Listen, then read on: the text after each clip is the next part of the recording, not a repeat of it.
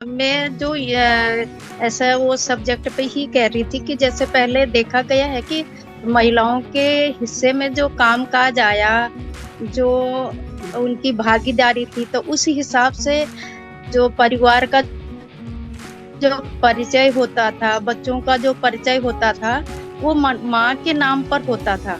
और जब माँ का जो प्रभाव था, वो पूरे परिवार पर, पूरे समाज पर देखा जाता था।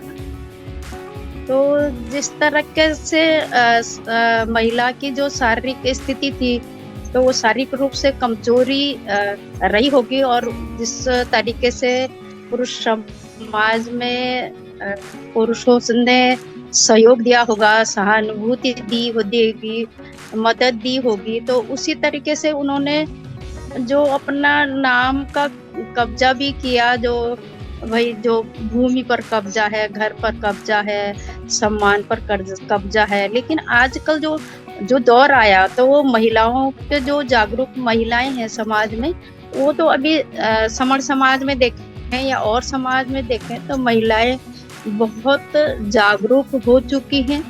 लेकिन महिला का एक पक्ष देखा जाता है कि बहुत न्यायप्रिय है। महिलाएँ कभी भी नहीं चाहती हैं कि मैं आगे बढ़ूँ और पुरुष को धक्का मार के पीछे करूँ।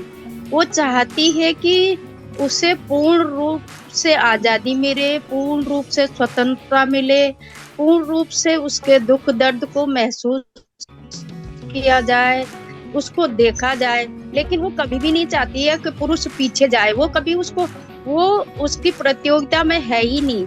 जिस तरीके से हम लोग आज समण-बमण की प्रतियोगिता में कूदे हैं, उस तरीके से महिलाओं को देखो तो उसने ना तो वो चाहती है बच्चे पीछे रहे, ना वो चाहती है पति पीछे रहे। लेकिन वो जो उसकी समझदारी है, उसकी समझदारी में ये महसूस होता है कि उसको भी सम्मान मिले, उसके जो दुःख-दर्द का उसका एहसास पूरे समाज देखे, उसका परिवार देखे, उसका वो बच्चे देखें, जिससे वो पूर्ण स्वतंत्र हो। और अब जो ये सकारात्मक जो सोच अभी आ रही है, तो आप देखो संघ में सभी भाई जो है कि वो पूरा सम्मान के तौर पर महिलाओं को आगे रखते हैं कि इनका भी विकास हो। ये वो महसूस कर रहे हैं कि समाज में जो हमारी जो पीछे जाने की जो क्रिया हुई, वो महिलाओं से हुई। जो हमने महिलाओं को दबाया, उनको समाज की संगति में नहीं दिखाया, समाज की समझ उनको नहीं दी, जो सोच विचार उनको नहीं दिया, तो उसका प्रभाव पूरे परिवार पर पड़ा, पुरुष पर भी पड़ा। अगर पुरुष आज अपना परिचय देते हैं और उसकी महिला पीछे से जाकर जाती है, अपना परिचय देने से ही हिचकिचाती है, तो यहाँ पर वहाँ का पुरुष दिखाई देता है कि पुरुष ने कभी महिलाओं को आगे आने की सहमति नहीं जताई, या उसका वो पहलू महसूस नहीं किया। जो आज जो नई पीढ़ी है, उस नई पीढ़ी में देखो लड़कियां पढ़ रही हैं, तो उनको कोई दिक्कत नहीं आ रही है। वो आराम से कहती हैं कि भाई घर का काम, बच्चों का काम, परिवार का काम, समाज का काम, सभी हम बराबरी से ले जाएंगे। और ये जो हमारा भविष्य दिखता है, ये बहुत ही अच्छा दिखाई दे रहा है कि आगे जो होगी समानता की दौर होगी, समझ की दौर होगी, जो न्याय प्रिय दौर होगी कि बराबर जो आज हम ये सोचते हैं कि भाई कोई महिलाओं के बारे में नहीं सोच रहा है, लेकिन जिसके बारे में सोचा जाता है उसको भी आगे आने की जरूरत होती है। उनको भी ये एहसास होना पड़ता है कि मैं गुलाम हूँ। जब हमें गुलामी का एहसास ही नहीं होगा, तो हम कैसे आगे आएंगे, कैसे हम अपने बारे में बोलेंगे, क्या हमारे अधिकार है, क्या हमारे कर्तव्य है, कैसे हमने बच्चों से अपने सुख दुख की बात लेनी है और देनी है। अपने पति से उसको प्रतियोगी न मानकर उसको एक सहभागिता से उसको आगे ले जाना है, समाज का बराबर का हिस्सा बनाना है। जो हम प्रतियोगिता में जाते हैं, तो ऐसे पुरुष भाई और समण, तो इस तरीके से हमने नकारात्मक सोच नहीं रखनी है। और वो समण समाज का पहले से ही जो पहलू रहा है वो बीच में एक तरफ से थोड़ा जो बमण मान्यता आई, क्योंकि समण समाज में कहीं नहीं देखा जाता है कि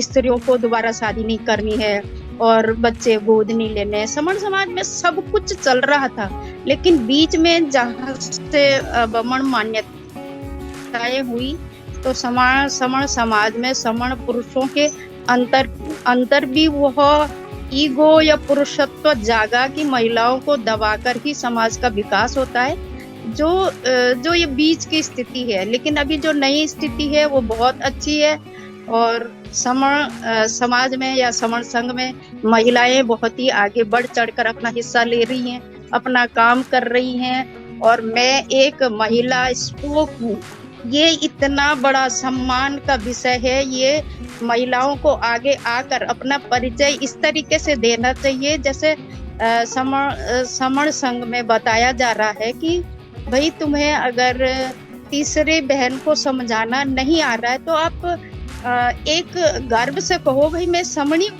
और मैं समण समाज का हिस्सा हूँ। भाई आपको इतिहास हिस्ट्री बताने की जरूरत ही नहीं है, ये मेरे दादा का है, परदादा का है, ये मेरा परिचय है। तो जब हम अपना परिचय स्वाभिमान से देते हैं तो अगली जो महिला होती है उस पर पूरा प्रभाव पड़ता है कि सचमुच मुझे ही पता नहीं है, अगले सारे समाज को पता है कि हम समण हैं। हमने समण संस्कृति को बढ़ाना है। समण संस्कृति को बढ़ाना क्या है, समण संस्कृति है, लेकिन हम ही उनको लुप्त ना करें। हम ही समण समाज आज के जो पहलू है उनको उजागर करें, उन पे चर्चा करें, उनका उल्लेख करें। हर जगह ये दबा कुचला वाला जो शब्द है, जिस तरीके से हमारा साहित्य गायब किया गया शब्दों के द्वारा, मानसिकता गुलामी के द्वारा, उसी तरीके से जब समण महिलाएं देख रही हैं कि किस तरीके से हम गायब हुए, तो उसी तरीके से हमको विकसित होना है।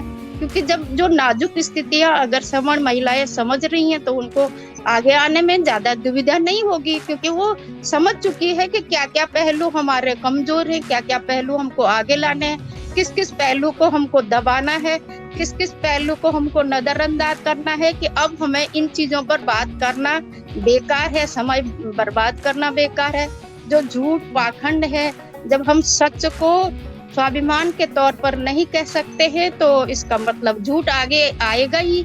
जब हम अपने सच्चे समाज को, सच्चे समण समाज को आगे लाने में कामयाब होंगे तो सच्चाई अपने आप धरातल पर होगी, क्योंकि सब कुछ हमारा ही है, सारे विचार हमारे ही हैं।